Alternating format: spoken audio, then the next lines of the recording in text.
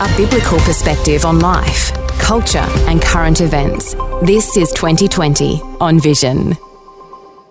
Well, today we're turning our attention to our relationship with food. And obsessions with eating, exercise or body shape affects many of us, whether it's in dieting, body image or issues around binge eating. And eating disorders now affect about 1 million Australians every year. And we probably all know someone who has struggled in this area, or maybe we've struggled with it ourselves personally. Well, our special guest today is a medical GP, and she's doing further study for a PhD into the relevance of faith and spirituality within a whole person approach to eating disorder prevention and care. Dr. Hayley Thomas is a clinical senior lecturer and senior research fellow in the General Practice Clinical Unit of the Greater Brisbane Clinical School at the University of Queensland. I'll tell you what, there's a lot of qualifications in there. But she's also interested in whole person care in general practice and the GP-patient relationship. She's interested in talking to Christians as well as those who claim to be previously Christian or those who have significant exposure to Christian contexts. You might have your own insight to offer us today, and you may want to connect with Hayley as a participant in her study. And later on today, we're going to leave you with her email address so you can do that. But first up, I want to welcome into the studio our very special guest, Dr. Hayley Thomas. Thanks so much, Andrew. It's lovely to be here. Well, it's great to have you here, Dr. Hayley, and it is Valentine's Day, so we just want to give a big shout out again to everybody on Valentine's Day. But this area that we're going to talk about today is an area that really debilitates many people, doesn't it? And in the context of Valentine's Day, can even hinder our relationships with others. Yeah, absolutely. Certainly a very big area that affects many different aspects of life. Yeah. Yeah, and I want you to tell me about yourself, Dr. Hayley, because you are a GP. You do work part-time in a medical practice, and you could have just done that forever until, you know, your working days were over. But you were drawn into this area, and you are now doing a PhD in eating disorders. Can you tell me a little bit about your story? Yeah, absolutely. So yes, as you said, I'm a GP. I finished my GP training in 2019. And I've been working part-time clinically, as you said, in a general practice in the northern suburbs of Brisbane, and then part-time since about 2017, also in a general practice academic role through my training. So my interest there has been around this area of whole person care in general practice, and also the GP-patient relationship in terms of my research to date. And I guess as a bit of an extension of that, I've now moved on into this area of interest in my PhD around exploring Christian spirituality as part of a whole person care approach to eating disorders. Yeah, I like that terminology, whole person approach. Can you just tell us a little bit about that? What does that mean? Yeah, absolutely. So I really looked at that in the general practice space because one thing that attracted me into general practice as a specialty is that that value of whole person care is really fundamental and foundational to what we do as GPs. So I spent a bit of time talking to GPs about what that means to them. And essentially it's really looking at the multiple dimensions that are involved in healthcare. So looking at the physical dimension, which I think we're often very good at doing in medicine, and yet also having openness and looking at those dimensions like the psychological, the sociocultural, the spiritual, which perhaps is often more neglected in healthcare. Yeah, well, let me ask you that. So you did your medical degree. Did you study in Brisbane when you studied to be I did, yes. a doctor? So yes. Was there any talk or discussion in your studies that people have a spiritual life that could in some way be linked to our physical health? Yeah, look, I can't recall whether it was in my studies or in a lecture that I've watched while I've been teaching. But I know that there was at least one lecture looking at spirituality in healthcare and sort of looking at the difference between religiosity and spirituality and how that might affect people's approach to illness. Okay, so that was one lecture. Yes. So it doesn't sound like it was emphasised. It sounds like it was touched on. Yes. And of course, this is the great what you call it. It's the legacy of the Western civilization that we're a part of, isn't it? That we sort of remove spirituality from everyday life, didn't we? And everything is natural and it's physical and it's what we can understand and observe with our five physical senses. I think it was the ancient Greeks, wasn't it? They were the first ones to remove spirituality from healthcare. They were the first ones who actually observed symptoms of the sick and diagnosed based on physical symptoms instead of bringing in a witch doctor or someone to actually provide a cure through spiritual means. So I guess that's the space we're in, isn't it? That most of us in Australia, if we're not Christians, we just think, well, we're sick. It's a physical thing. I've got to deal with this physically through medicine or some other treatment. Yeah, and look, often I think that is a big part of it, that physical aspect. And obviously as a GP, that's what I spend a lot of time dealing with. I think that it's also just having the insight that we are whole people, and that that dualism of the separation of body and spirit doesn't necessarily play out in reality. And we need to have that bigger perspective around what's going on for people, and so that we can help them in the most comprehensive ways. Yeah, absolutely. So, I mean, the stats are pretty staggering. 1 million Australians are living with an eating disorder in any given year. That is a lot of people, isn't it? That's a lot of people, yes, and often it's very hidden. Yeah, and so when you first became a GP, were you surprised by the amount of people that do struggle in this area? Look, I'm not sure if I was surprised. I think that as a fairly young female GP, you do get quite a few just in that demographic, like by virtue of demographic, that come through. But yeah, I'm not sure if I was surprised, but certainly it is an issue that's out there. Yeah, and so, you know, you were practicing as a GP and you're coming across people struggling in this area. So is that what kind of was a catalyst for you to say, you know what, I want to do further study and try and really understand this area more and provide more help? Yeah, look, I think I'm interested for a variety of reasons. And, you know, certainly that's one of them. And I guess the other thing is just that within this area of whole person care, I think eating disorders are a particularly good example of a condition where the link between the fact that there is something physical, psychological, cultural, those aspects are really more obvious than in a lot of other conditions, and the interplay between those. But that perhaps the spirituality, there's some research that it may be relevant, but perhaps not as well explored as some of those other aspects. So I guess it was quite a good case study as well around that whole person care approach. Okay. Well, I've got some stats here as well. So of the people who suffer from eating disorders, 3% have anorexia nervosa, 12% have bulimia nervosa. I don't know what nervosa means, doctor. Maybe you can fill us in. 47% have binge eating disorder. I know what that is. And 38% have other eating disorders. What does this nervosa mean? What does bulimia nervosa mean? Yeah. So basically, in the diagnostic manual, which doctors use when they're looking at eating disorders, it has criteria that I guess need to be fulfilled for the diagnosis of these different eating disorders. The nervosa bit is just part of the name of the condition. So anorexia means loss of appetite, which people with anorexia nervosa often don't have. So, you know, ironically. But I guess calling it anorexia nervosa just differentiates it in medical speak from other causes of loss of appetite. In terms of what characterises the conditions, so anorexia is one of the less common but very serious eating disorders. It has among the highest mortality rates of any mental illness, and it's really characterised by a restriction in food intake, which leads to a low body weight, and that may or may not be accompanied by things like binge eating and purging behaviours. In bulimia nervosa, there is often binge eating, so that's eating a large amount of food in a short space of time with a sense of loss of control and a feeling of sort of guilt and shame afterwards.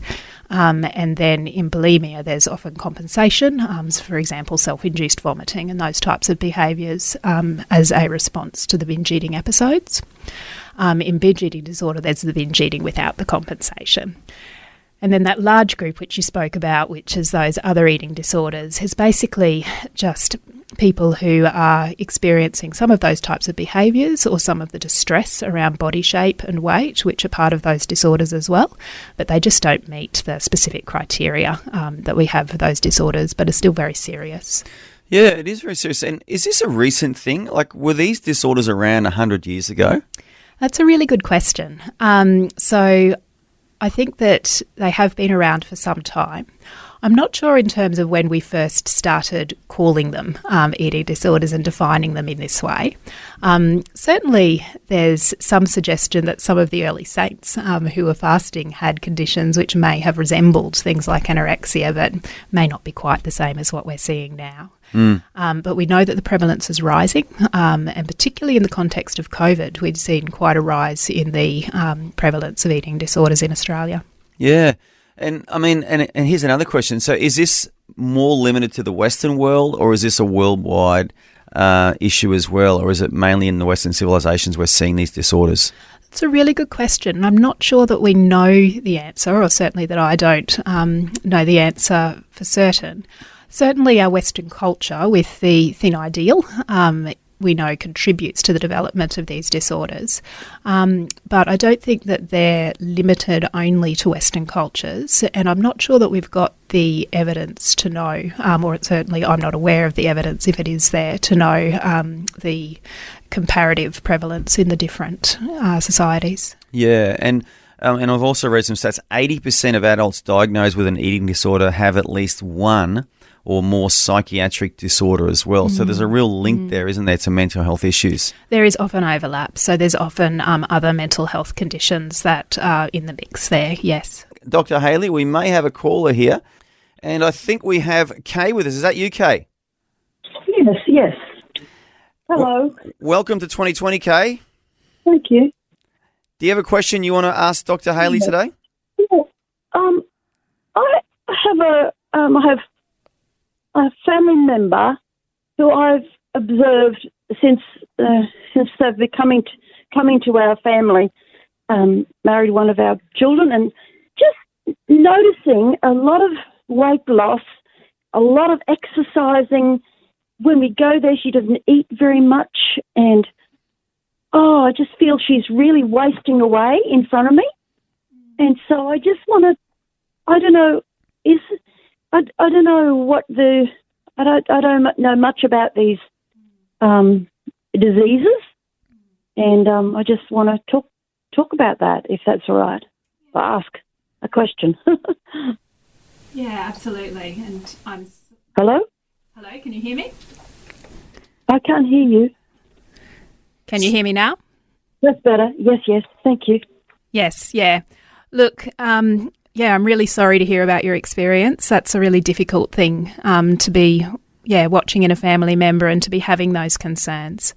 I think one thing with eating disorders is that it is really a challenging journey for everyone who's involved along that path. If you do have concerns, there are some really good resources that are available. So if you're comfortable with going online, the Butterfly Foundation is an excellent website that has a lot of information and a helpline available. Right. The Inside Out Institute for Eating Disorders, the National Eating Disorder Collaboration, and also some state-based eating disorder services such as Eating Disorder Queensland and Eating Disorders Victoria have some really good online information around people who are concerned that you may be able to access. I guess, in your situation, it's hard to, offer definite advice without knowing exactly what's going on. But, sure. I'd encourage you to, perhaps gently raise your concerns with your family member if you feel that you've got a relationship where she'd be comfortable to talk about that, or, with someone who may be comfortable talking with her about that. And just having that really non-judgmental approach, showing that genuine love and care, and encouraging them to reach out and to see a professional and get some further help. And often the GP is a great place to go in the first port of call. Is that helpful? Thank you. Now, with that disorder, do they sort of come and go? You know what I mean? Do they fast and stop eating and then eating again, and then is it sort of something they come and go with, or? Look, it can be very varied. So I think there's a misconception, particularly around anorexia, that people stop eating altogether. And sometimes that is the case, but often it's not. So it's difficult to say in that particular instance, but right. Okay. often people the amount that they're eating will vary, and the amount that they're struggling with what's going on for them, in terms of how loud that eating disorder is in their head and those types of things will vary as well. But if there's concerns there, certainly getting them into some professional assistance is a great way to go. Thank you very much. It's really just a start, because I haven't not known where to start really. So I will go to the butterfly people. Wonderful. And just see how. Thank you. Wonderful, and all the best with that. Hey, Kay, we want to thank you so much for calling in today on 2020. And Dr. Hayley, I think that was a good question, because do you get a lot of those queries from concerned family members that come and see their local GP and say, hey, I'm worried about this person, but I don't know what to do? Is that a common question you're asked? Yeah, look, it does happen from time to time. I think that as a GP, often the person will be there too. So I'm fortunately in that position where often the person will be there and you can sort of work through some of that with them. But yes, certainly it happens, and it's a very difficult, challenging situation for family members and other loved ones to be in, to see someone who they think might be struggling. Yeah, I mean, it's like all mental illness from the outside. We can't really understand, can we, what people are going through. We can observe symptoms and we can observe behaviours, but we don't really know the struggle they're going through, and it's so difficult, isn't it? Yeah, and that's so true, and that's okay. You don't have to understand all of the ins and outs of what's going on for them. And they may well not really understand themselves, and that's okay too. So it's really just being that non-judgmental presence, that love and genuine care and support, and walking that journey with them. Yeah, and the good news is there is help out there, isn't there? Absolutely, yes. Yeah, there's a lot of help available.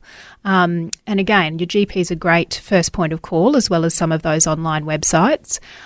There's a great initiative through Medicare, which came in a few years ago with eating disorder plans, where there's really great access available for people who are eligible for those plans to dietetics and psychology input.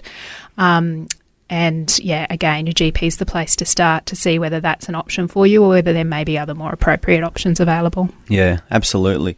Now, it looks like we may have another caller coming through, but just quickly, what are the typical disorders faced by both women and men? And let's not pick on the women, so let's start with men, because this is a good question for me. What sort of disorders do men face in this area? Absolutely. Yeah, so I think probably one of the first things to say is that eating disorders come in all shapes, they come in all sizes, they come in all ages, and they come in all genders. And certainly women are more commonly affected by eating disorders than men, so probably 3 to 4 times as common in women as in men. But men still do experience these conditions. They can experience any of the eating disorders across the spectrum. We know that binge eating disorder is probably one of the more common one in terms of having more similarity in the rates between women and men. And we also know that sometimes, but not always, eating disorders can present a little bit differently in men, in the sense that often in women there's a focus on, I guess, the thin ideal. And in men, sometimes the focus can be more on achieving a muscular physique and having very restrictive eating patterns and exercise patterns, excessive exercise patterns around that really becomes a problem in terms of inhibiting other areas of their life. Yeah, interesting. I didn't even know that. I'm going to be honest with you. I've never heard of a man with an eating disorder, but I'm not denying. I mean, that's really fascinating. It looks like we've got another call come through as well, and it is Bill. Bill, do you have a question for Dr. Hayley? Hello, Hayley. Thank you very much for your input. Really appreciate that. Just interesting when you mentioned that you approach it with a broader spirituality. I just wanted to just get a bit of an idea as to whether you're looking at this from a holistic situation where it's the whole biblical teaching for the holistic needs of people, whether you include, say, Aboriginal spirituality, whether you include spiritual in terms of God's creation and the therapeutic aspects of being amidst His creation in terms of recovery, therapy, that type of stuff.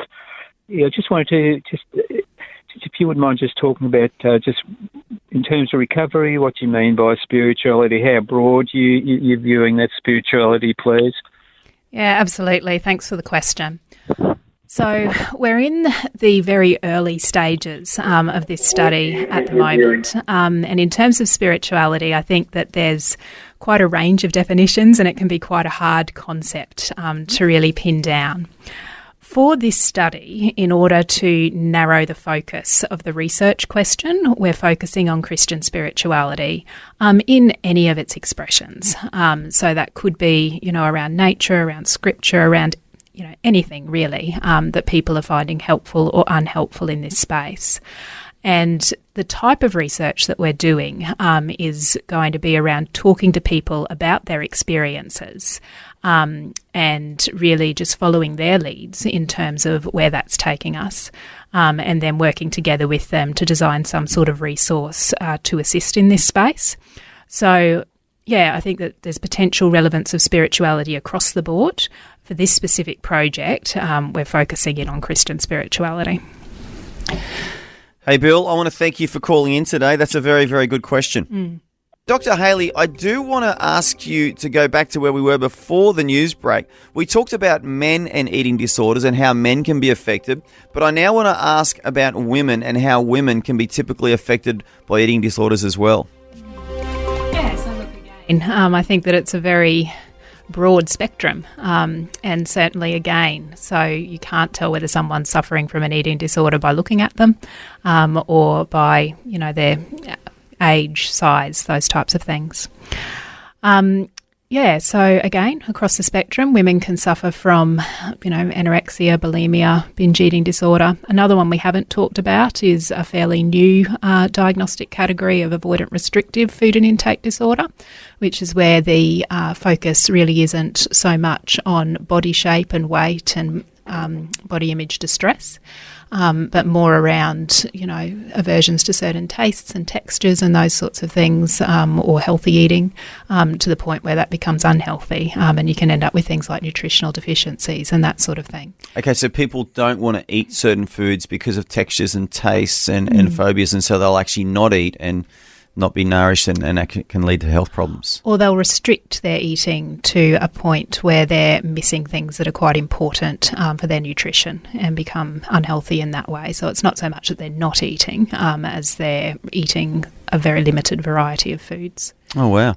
Well, it looks like we've got another call coming through, so we're going to go to that caller. But you may also have a question or a query or a comment you want to ask to Dr. Hayley. If you didn't hear earlier, she is a medical GP. She's a practicing GP, but she's also now devoting part of her working week to a PhD focusing on eating disorders and the spiritual impact of eating disorders. But I think we've got a call, Dr. Hayley, from Melody in South Australia. Melody, welcome to the program. Oh, hello. How's everyone? We are good, Melody. We're all the better for hearing from you. How are you?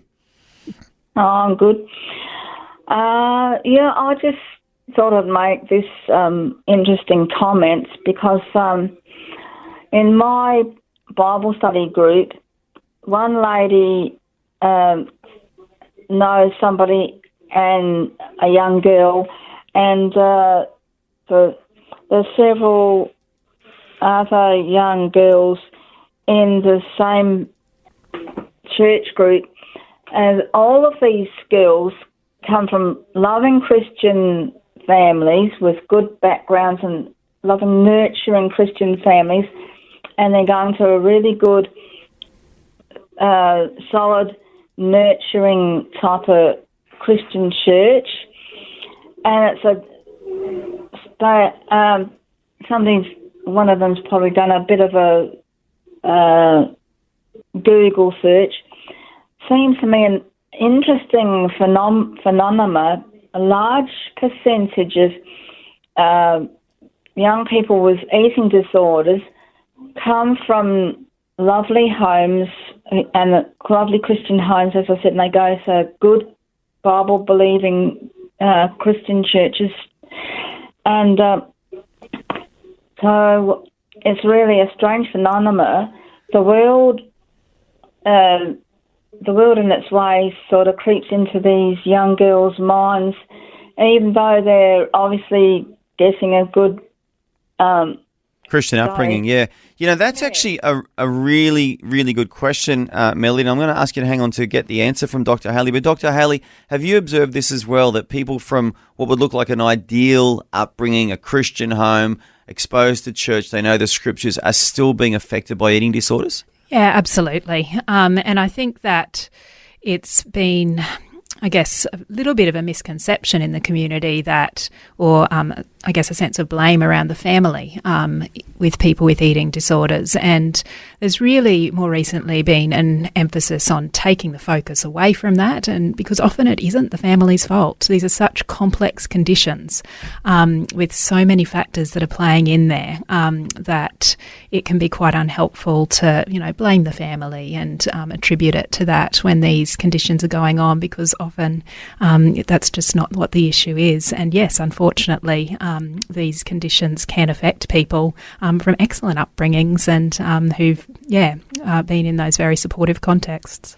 Yeah, and have you ever had to speak with someone who perhaps also is a Christian and they believe the Bible and they go to church and they're struggling with an area like this and they almost can't believe that they're also experiencing a challenge like this? Do you think there's Christians out there that have that journey as well and don't quite understand why?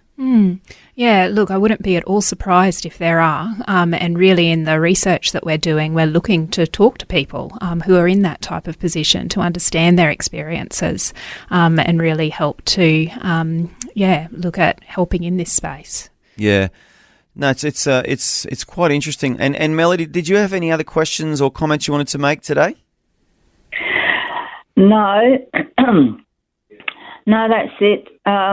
Two people I know and love dearly are also Christians, and they have been struggling through their own eating disorders. So when I hear of my friends' children and their friends, I say, oh, such and such and such and such, can you please pray for them?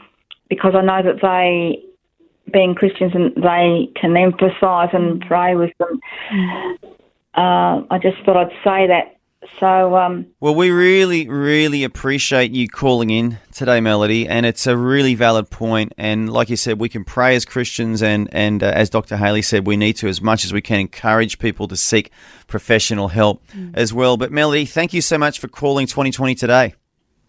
You're welcome. Thanks, Melody. Now, we have another call, I think, Dr. Hayley, so we'll see if... no, that looks like that person has just vanished from the screen there. But let's go back to the different conditions that women can face with eating disorders. Yes. So we talked through a couple of the common ones. And again, I guess the thing to say is that it's very varied, and that if you've got any concerns around your thoughts around food or shape or weight or behaviours around food and exercise, just to look to get help there. Excellent. Looks like we do have another caller, and it is Steve from Victoria. Have you got a comment or a question, Steve? Yeah, kia ora, good afternoon in my time, morning your time still, Andrew and Dr. Hayley. How you all doing? Well, thanks. How are you? Yes, not too bad. We've struggled with our daughter. I had an inkling she was eating and purging for a while, then it sort of came out. Then the biggest struggle for me as a dad, trying to get my head around the understanding of the mental illness side of it. Mm-hmm.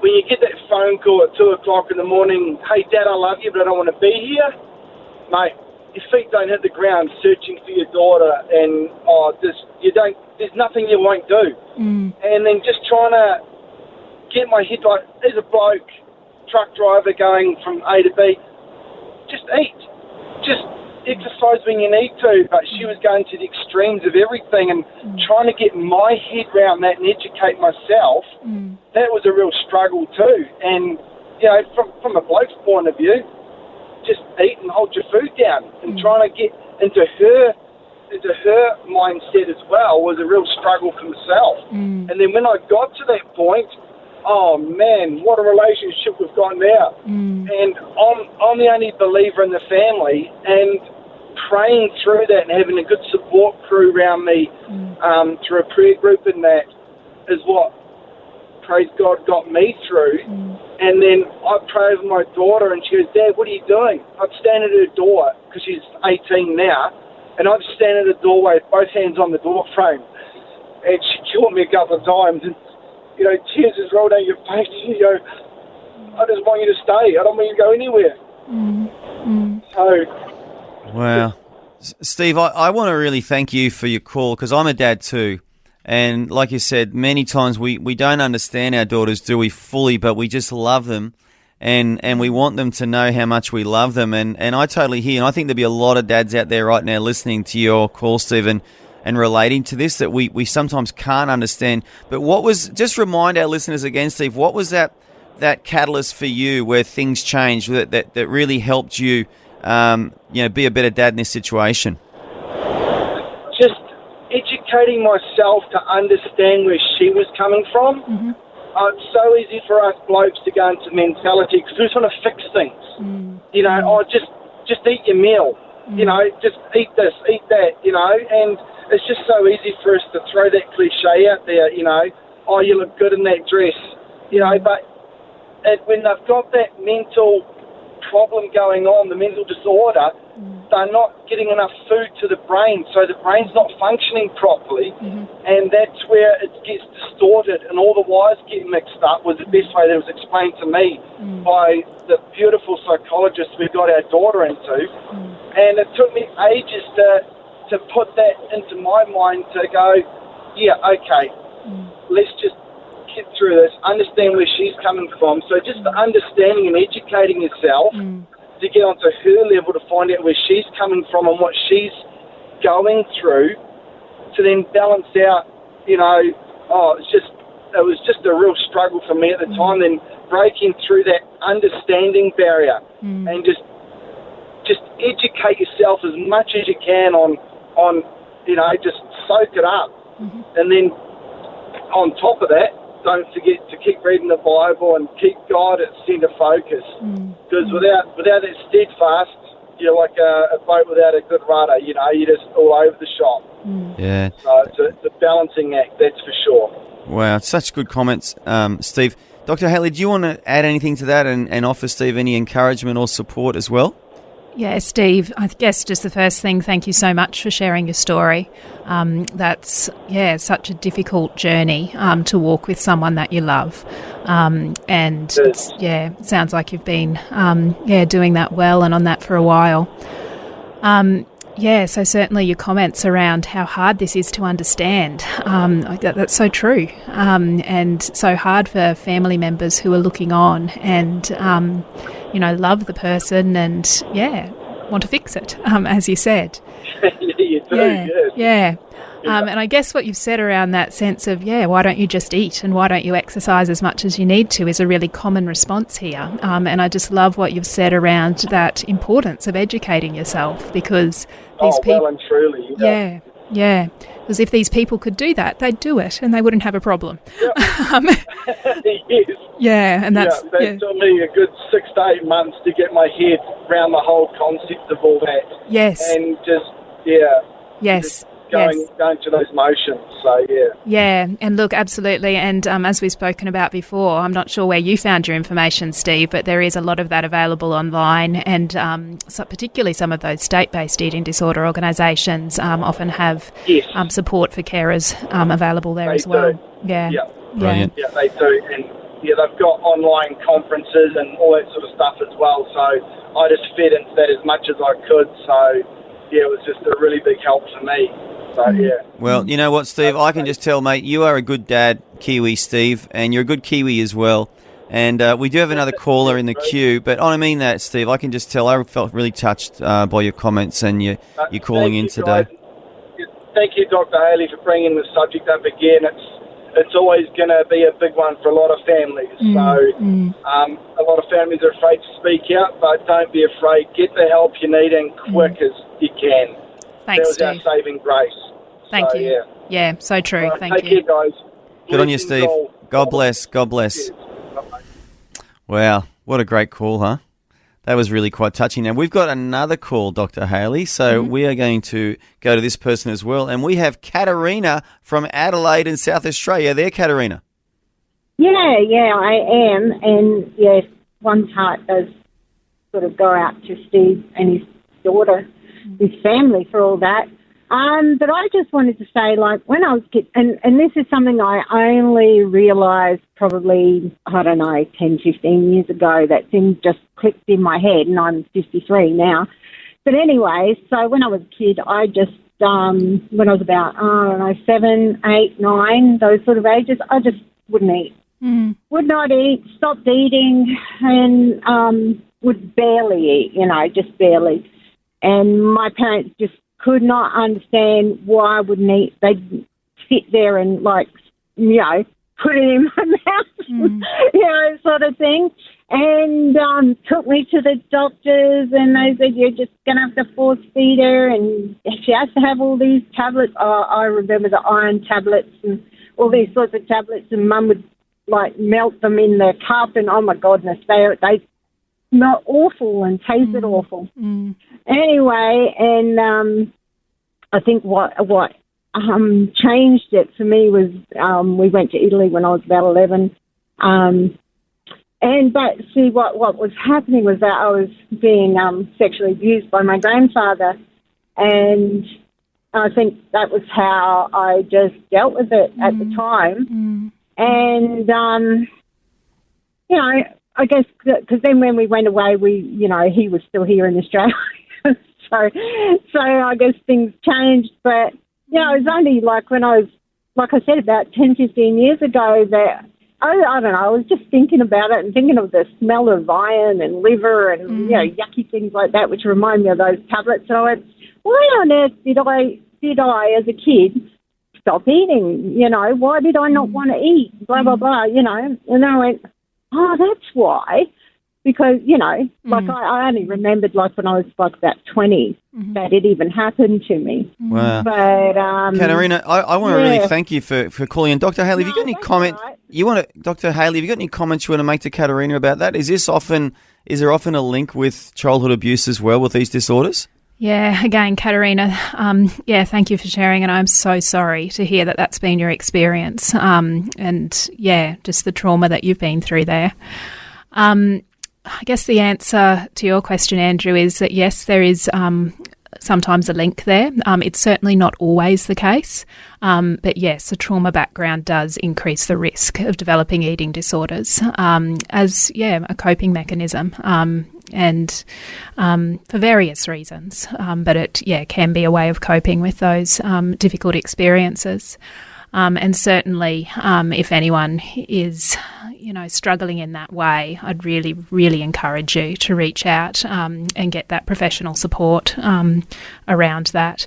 And, I guess one thing I haven't mentioned is that with eating disorders, the sooner you can get that treatment, the better the treatment outcomes. If you've got any concerns or suspicion there, just to reach out and get that support. And yes, again, I'm so sorry to hear about your experience, and thank you for sharing. Yeah, Katerina, we want to thank you so much for calling in today. We've actually got more callers coming through, Dr. Hayley. So, Katerina, thank you again for calling. And we have someone else who's calling in now. If we can get a hold of them, we'll do that. But, so just before that happens, Dr. Hayley, the female disorders, have we covered all of the bases there with what women can be challenged with in this area? Yeah, I think just to recognise that it's very diverse and to seek help if you've got any concerns. Okay, so I do want to move on. This next caller may or may not come through to us, but you're doing a study. So let's talk about the study. What is the reason behind the study, and what is the nature of the study? Yeah, so I guess the reason behind the study is just that recognition of wanting to include spirituality or explore spirituality in a whole person approach to eating disorders. That's certainly not to say that spirituality replaces any of the other treatment, which is all essential, but that this might be something that can complement what we're doing perhaps, or that we might be able to provide support to people who are supporting in the Christian space there. So what we're doing is we're looking to talk to 4 different groups of people around their experiences in this space, particularly in that area of Christian spirituality and eating disorders for this project. So we're looking first to talk to people who have experienced an eating disorder and who are either Christian or identify as previously being Christian or have had significant exposure to Christian contexts that they think might be relevant to that space. Second, we're looking to talk to people like some of the people who've been calling in today who have a loved one who's experienced an eating disorder and if they think that Christian spirituality may be relevant to that space. Third, we're looking for pastoral carers who support people in this space, and we've got quite a broad definition of what that could include. So that could be clergy, it could be lay pastoral care, it could be school teachers or school counsellors, but who are offering Christian pastoral care in this space around what their experiences are and what the challenges and needs are. And finally, we're looking to talk to healthcare providers who may have an interest in this space, whether or not they're Christian, because the next phase of the study will be to work with a smaller group of these people to develop some sort of resource together which could assist in that space. And that resource we want to be available, accessible to healthcare providers who are working with this, no matter their spiritual background, when they're working with Christians who would like this incorporated in care. So we don't expect that this is going to be across the board for everyone. It's really about individualising treatment for people who would like that approach in conjunction with other types of care. Sure. Now, Dr. Hayley, you are based in the University of Queensland in sunny Brisbane. Can people outside of the Brisbane area participate in this study, or are you really looking for people in southeast Queensland? No, absolutely. People outside can participate. So we're looking anywhere in Australia and New Zealand, would be eligible to participate. And I think probably the other thing I should mention there is that, yes, I'm doing the PhD through the University of Queensland and that we're very grateful to the John Templeton Foundation for a grant that's supporting this research as well. Yeah, well done. Nice acknowledgement there. Now, there's 4 types of people that you're looking for in this study. I want us to repeat them so people can hear them. So, number 1, people who have suffered with an eating disorder. That's the first type of person that you'd like to be a part of this study? Yes, absolutely. Yep. So, number 2? So carers or family and loved ones of people who've experienced an eating disorder, and again, think that Christian spirituality might be relevant to this space. Okay, so relatives, family members of someone who has suffered with an eating disorder, you want them to participate in the study and provide their perspective and their experiences. Absolutely. And the third person or type of person you want to be involved in the study? So Christian pastoral carers, and again, defining that very broadly. So if you're providing Christian support in that type of role to someone with an eating disorder, we'd love to talk to you. Okay, so that could be a chaplain, that could be a pastor, yes, a youth leader perhaps, or a youth worker. In fact, probably young adults leaders would probably experience this more only because they're doing a lot more young people. Yes. So that's the third type of person. And the fourth type of person, I remember this one, it's a healthcare professional that's also had some experience in this space. So if you are one of those 4 types of people, that is someone that's experienced an eating disorder or someone who is involved in the spiritual care and welfare of people with eating disorders, or a family member or a relative or a healthcare professional. Those 4 types of people, Dr. Hayley would love to hear from you so that you can be a part of this study. And this is one of those studies, isn't it, Dr. Hayley, that's actually going to help people? That's the idea. Yes, that's certainly what we're hoping for. It's not just an academic exercise. It's something that's going to be applicable, and it's going to provide outcomes, hopefully, and help more people in this space. And just finally, is this space growing? Are there more and more people suffering from eating disorders in Australia? Does the data back up that there's more people getting they're struggling in this area? Yeah, certainly there's data that suggests that through the COVID pandemic, we've seen a rise. So it does seem to be expanding. Yeah, which is not good. But, thank God there's people like you who are tackling this area head on and seeking to find solutions for people. Now, if you want to get involved in this study, you want to get in touch with Dr. Hayley, her email address is, and you have to get your pen out and write this down or punch it in your notes application on your phone or text it to your best friend or someone. It's h.thomas, that's THOMAS, h.thomas at uq.edu.au. That's h.thomas at uq.edu.au. If you didn't catch that and you want to catch that, you can also contact us here at Vision on our phone lines, and we will put you in touch with Dr. Hayley. But Dr. Hayley, I want to thank you for such a good conversation today, and I actually believe that we've helped some people, point them in the right direction. Is there any final comments you want to make before we finish up today? Yeah, no, just thank you. It's really been a privilege and a pleasure talking to you, and thanks for the opportunity. And we wish you all the best in the study, Dr. Hayley, and hopefully many of our listeners will get involved in that study as well. Thank you. Thanks very much. Thanks for taking time to listen to this audio on demand from Vision Christian Media. To find out more about us, go to vision.org.au.